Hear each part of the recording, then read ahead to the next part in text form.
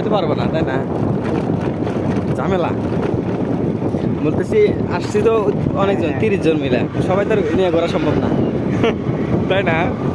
আমরা দেখে গেলাম এই যে নদী, মানে খাল, এগুলো পানি হলে এতে পিস বুটনে যাওয়া যায় নাকি? আরে সবাই ঘোরা হলো বুঝলেন না?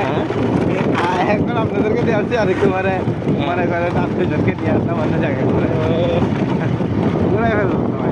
না থাক, মহিলা আমার কাছে না, আসবো না, না মহিলা না, আসবো না। মহিলা না, মনে করেন আচ্ছা,